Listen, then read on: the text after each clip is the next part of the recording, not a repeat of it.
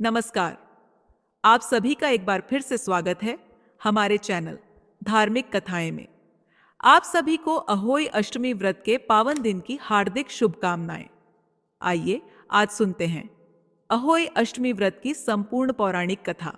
एक समय की बात है, किसी नगर में एक व्यापारी रहता था। उसके 7 बेटे, 7 बहुएं और एक प्यारी सी बेटी थी। घर में सब हंसी खुशी रहते थे।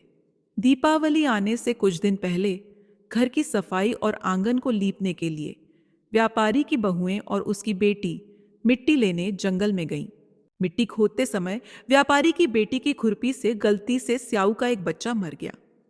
यह देखकर स्याऊ बहुत क्रोधित हो गई और बोली, जिस तरह तूने मेरे बच्चे मारकर मुझे निसंतान किया है, उसी प्रकार मैं भी तुझे निसंतान कर दूंगी।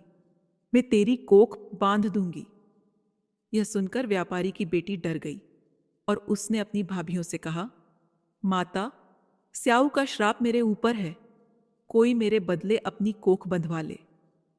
पर सभी भाभियों ने मना कर दिया। सिर्फ सबसे छोटी भाभी ने दया करके कहा, मैं तेरे बदले अपनी कोख बंधवा लूंगी। उस दिन के बाद जब भी छोटी बहू को संतान होती, वह 7 दिन से ज्यादा जीवित नहीं रहती। हर साल अहोई अष्टमी का व्रत आता। सभी जिठानियां व्रत करती, कथा सुनती और अपने बच्चों की लंबी आयु की कामना करती।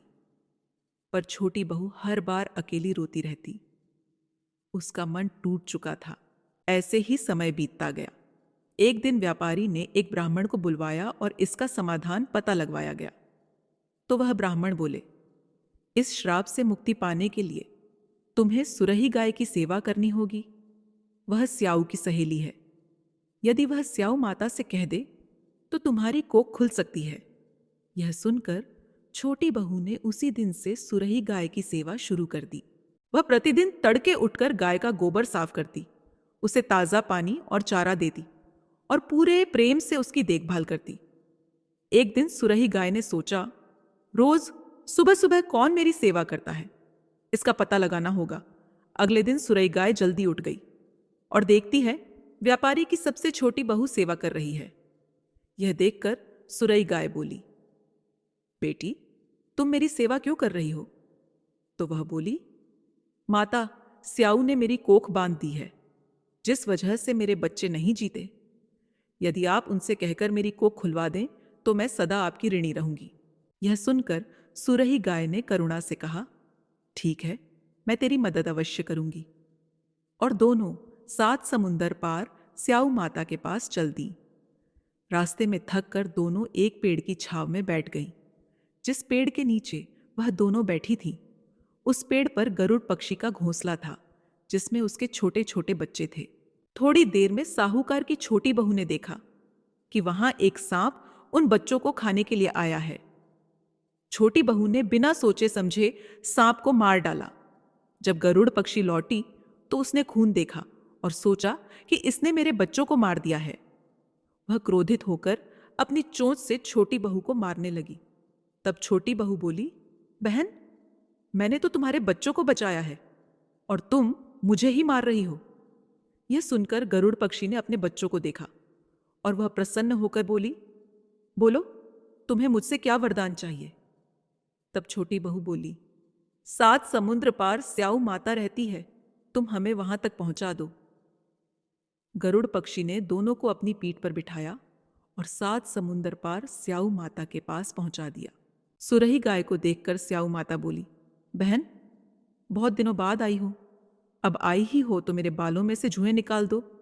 सुरही गाय ने छोटी बहू से कहा, बेटी, माता की सेवा करो।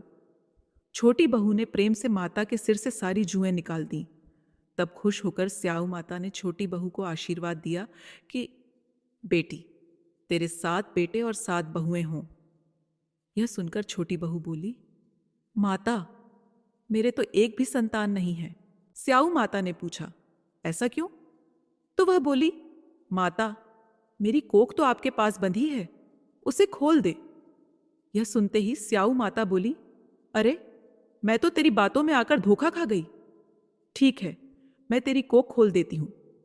अब तू घर जा और अहोई माता का उद्यापन करना। 7 अहोई बनाकर 7 खड़ाई देना। छोटी बहू घर लौटी तो देखा कि घर में 7 बेटे और 7 बहुएं बैठे हैं। वह अत्यंत प्रसन्न हुई।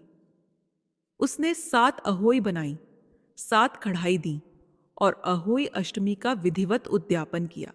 हे अहोई माता, जैसे आपने व्यापारी की छोटी बहू पर कृपा की, वैसे ही सब भक्तों पर अपनी कृपा बनाए रखें।